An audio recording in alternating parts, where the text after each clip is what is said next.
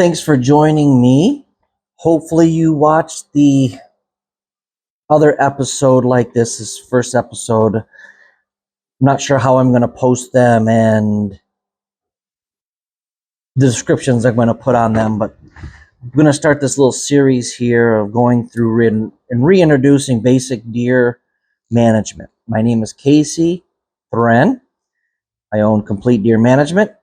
This is my 10th year in business, and this is what I do full time. I mentioned before I put in a lot of food plots. And I want to try to relate. I'm going to talk a lot about food plots because that's what I probably most do.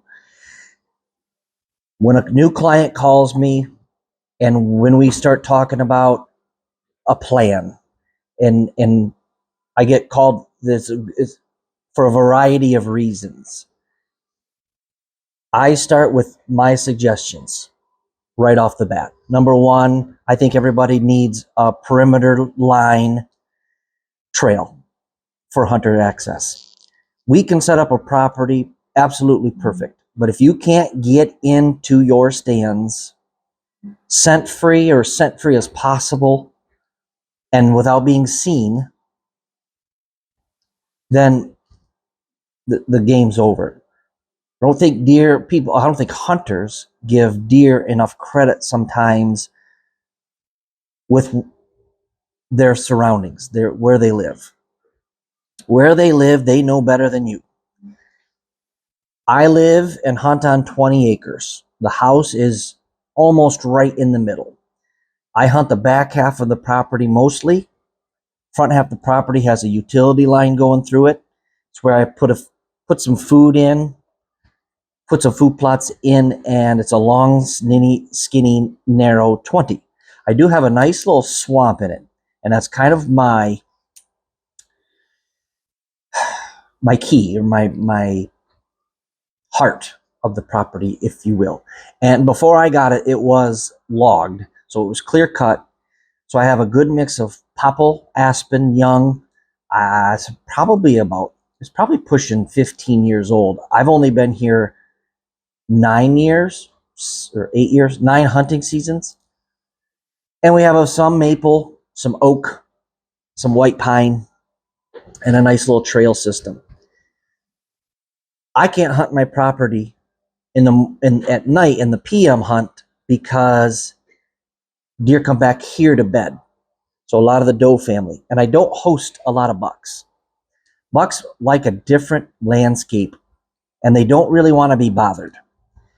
Doe and doe families or doe groups, usually related, will tolerate that. They'll come right in the backyard. They'll eat in the backyard. They'll go around the house. They'll tolerate the pets.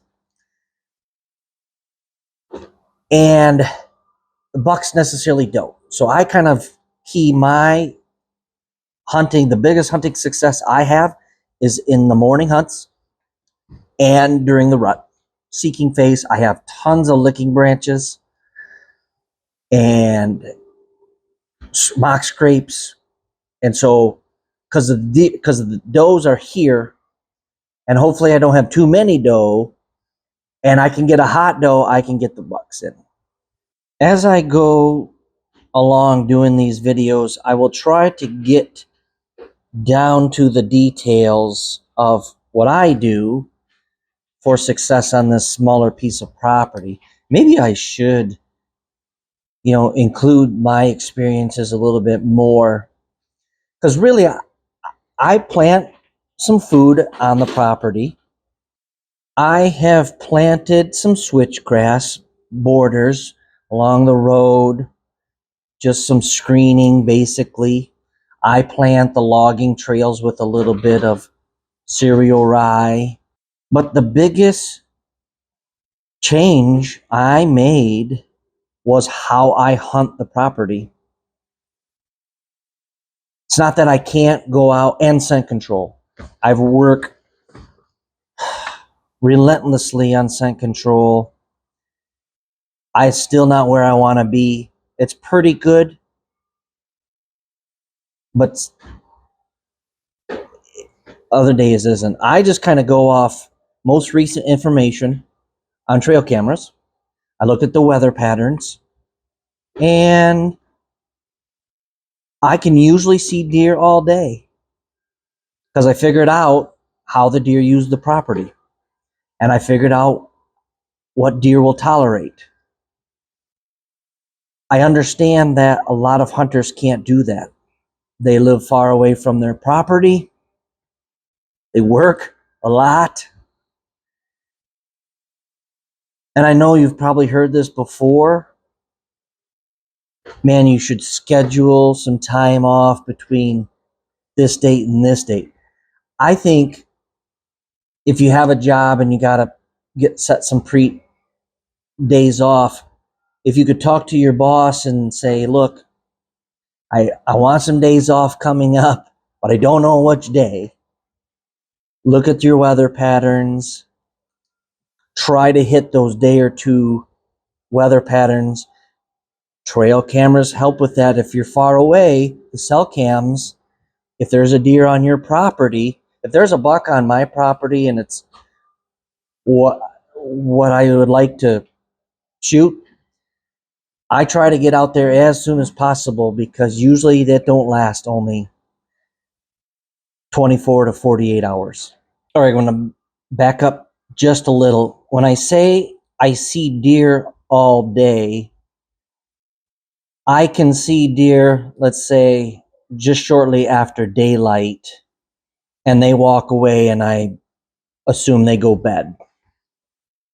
They bed down for 45 minutes to 2 hours, and I may see them again.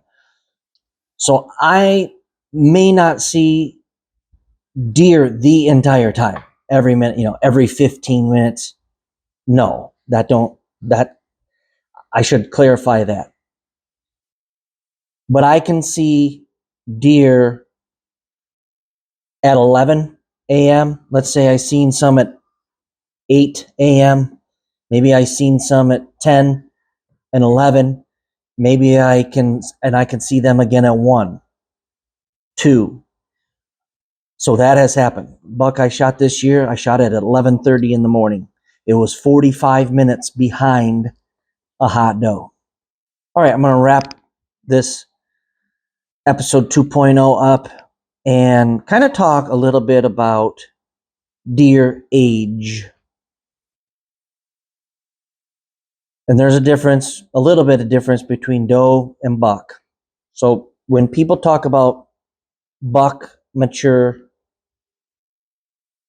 usually they're talking about a 4-year-old buck or more. The skeleton of the body of the bones and bone structure of a deer takes 4 years for a buck to get fully grown. It might even take a little bit longer, 4 to 5 years. Some people will say a mature buck is 5 to 7 years old. And then maybe their antlers start depleting a little bit. That's another subject. Doe, on the other hand, 2 to 4 years and their body bone structures are mature. But they can still have fawns if they're not mature. So sometimes a 6-month-old or an early born fawn in that same year can go into heat and get bred.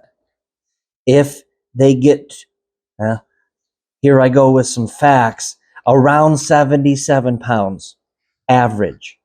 Some say 80, some say 75. That's the number I'm going with, is 77 pounds. Also, and then of course, a year and a half old doe, they'll go into heat for sure. They're usually around 100 pounds at that time. And then I think the biggest doe I've shot on my property was like 140 pounds. She was 6 years old. I also want to add, the younger the doe, the more buck offspring they will have. And this information comes from Dr. Deere and Wayne Sitton with their studies they've been doing for years and years. I'll try to put a link to that as well. But the younger the doe, say it's 1 to 2, 3 years old, the more buck offspring they will have. The older the doe, 6 years up plus, they will have more female offspring, 80% more. Nature's way, of regrowing the herd. Those middle numbers, 2 to 4, 5 years old, it's 50-50. 50% male, 50% female offspring. That's kind of, so when you'll hear a number, they will just say 50%, but the younger the doe, more buck, older the doe, more female offspring. Also, I'll give some more information about some deer biology next time. Thanks for watching. Please remember to subscribe, follow along, because I don't know when I can get these videos out. I'm going to try to stay consistent. I'm going to film 3 or 4 in a row and then try to get those out, and so I can stay consistent. So thanks a lot. Please like, share, comment, ask questions. I love it.